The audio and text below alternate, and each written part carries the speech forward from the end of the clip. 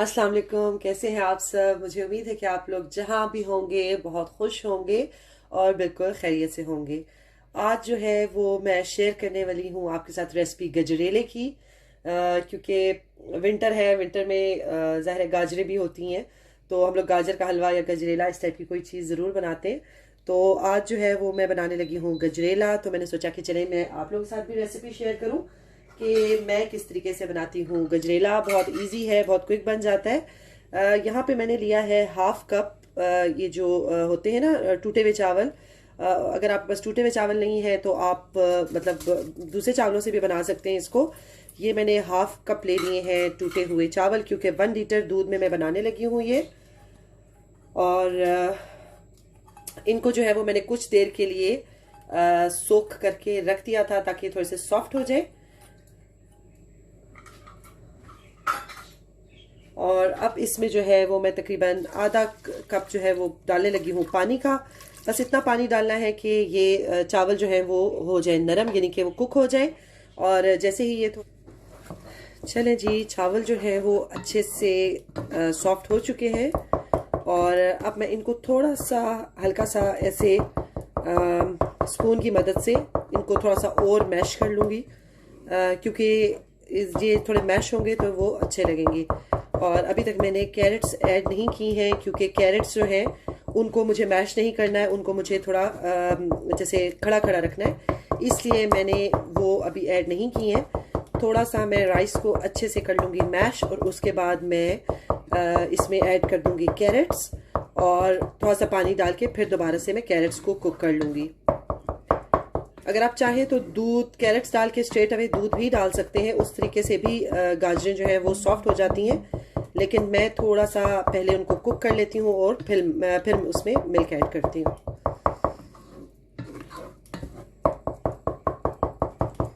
चलें जी, ये हो चुके हैं अच्छे से सॉफ्ट। और अब तकरीबन 1 कप के ही जितने मेरे पास कैरेट्स थी मैंने वो डालनी है इसमें। अगर आप ज़्यादा चाहें तो आप ज़्यादा भी डाल सकते हैं, लेकिन मैं 1 लीटर दूध में बनाने लगी हूँ, इसलिए मैंने कैरेट्स जो है वो इतनी ही ऐड की हैं। बहुत ज़्यादा भी डाल दो तो वो फिर बहुत थिक बन जाता है। तो मैं इसमें थोड़ा सा करती हूँ पानी शामिल, और सिर्फ 5 मिनट के लिए मैं इसको करूँगी कुक, क्योंकि कैरेट्स जो है वो वैसे ही बहुत जल्दी सॉफ्ट हो जाती हैं। जैसे ही कैरेट सॉफ्ट होंगी मैं इसमें कर दूंगी मिल्क ऐड, और फिर इसको मैं पकने के लिए रख दूंगी। चले जी, चावल तो बहुत अच्छे से गल गए हैं, और कैरेट्स को मैंने समझ लें 70% कुक किया है। फुली कुक नहीं किया मैंने इनको, क्योंकि बाकी की ये जो कुक हैं ये दूध के साथ हो जाएंगी। और यहाँ पे मैंने फुल फैट लिया है मिल्क, जो कि 1 लीटर है, वो मैं ऐड करने लगी हूँ इसमें।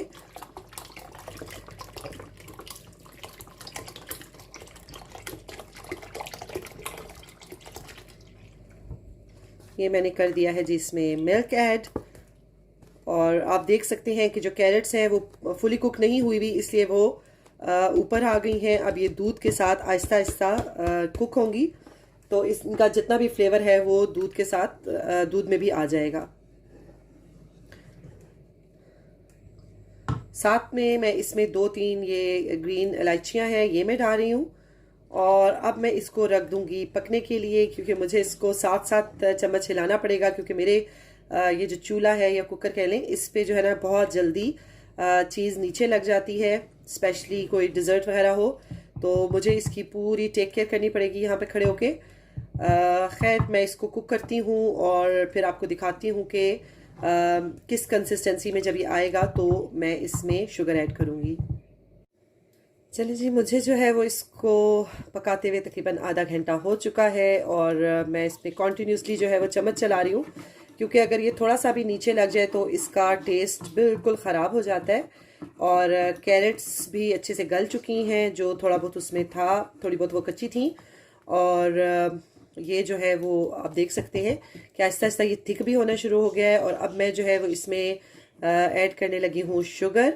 और शुगर जो है वो मैं डालूंगी इसमें हाफ कप से थोड़ी कम है, आप अपने टेस्ट के हिसाब से डाल सकते हैं। शुगर मैंने डाल दी है हाफ कप से कम, आप जितनी चाहें डाल लें। अपने टेस्ट के हिसाब से। और आप देखें कि शुगर डालने के बाद ये फिर थोड़ा सा पतला हो गया है। और लेकिन मैं इसको अब दोबारा से कुक करूँगी और इसको बहुत ज़्यादा थिक नहीं करूँ। ये देखें जी, शुगर डालने के बाद ये इस कंडीशन में पहुंच चुका है। और पॉट मैंने अपना जिसमें मैं कुक कर रही थी वो मैंने चेंज कर ली, क्योंकि मुझे लग रहा था कि थोड़ा सा नीचे लग रहा है उसमें। तो इसलिए मैंने वो चेंज कर लिया, क्योंकि फिर पूरी जो ये पूरा गजरेला बन रहा है इसका फ्लेवर ख़राब हो जाता। तो मैंने सोचा कि रिस्क नहीं लेना चाहिए, इसलिए मैंने कर लिया है पॉट चेंज। और ये काफ़ी हद तक अब थिक होना शुरू हो गया है। और यहाँ पे मैं इसमें डालने जा रही हूँ ये खोया जो मैंने होममेड बनाया है। इसकी रेसिपी आपको मेरे चैनल पे मिल जाएगी। ये मैं इसमें थोड़ा थोड़ा करके ऐड कर देती हूँ। इससे बहुत ही इसका रिच फ्लेवर आ जाएगा, बहुत ही मज़े का हो जाएगा। आप ज़रूर, अगर आपने पहले कभी नहीं ट्राई किया या कभी नहीं डाला तो ज़रूर डाल के देखें, आपको बहुत मज़ा आएगा। और अब मैं इस खोए के साथ इसको थोड़ी देर के लिए कुक करूंगी। और ये खोया मैंने अभी झटपट बनाया है, सिर्फ इसमें डालने के लिए थोड़ा सा मैंने बनाया था ताकि आज ही वो इसमें डल जाए। तो बहुत इजी रेसिपी है, मेरे चैनल पे है, अगर आप लोगों को देखनी हुई तो ज़रूर देख लीजिएगा। चले जी, खोया डालने के बाद ये हो चुका है थिक। और अब मैं इसको करूँगी डिश आउट। और खोए की वजह से ये बहुत क्रीमी हो गया है और एकदम से ये थिक भी हो गया था। और अब मैं इसको करती हूँ डिश आउट और फिर आपको दिखाती हूँ।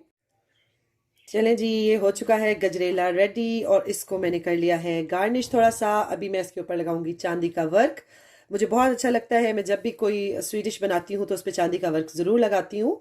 और अगर आप लोगों को भी मेरी ये रेसिपी पसंद आई हो तो ज़रूर इसको, मेरे चैनल को सब्सक्राइब करें और इसको अपने फ्रेंड्स के साथ, फैमिली के साथ शेयर करें और लाइक करें।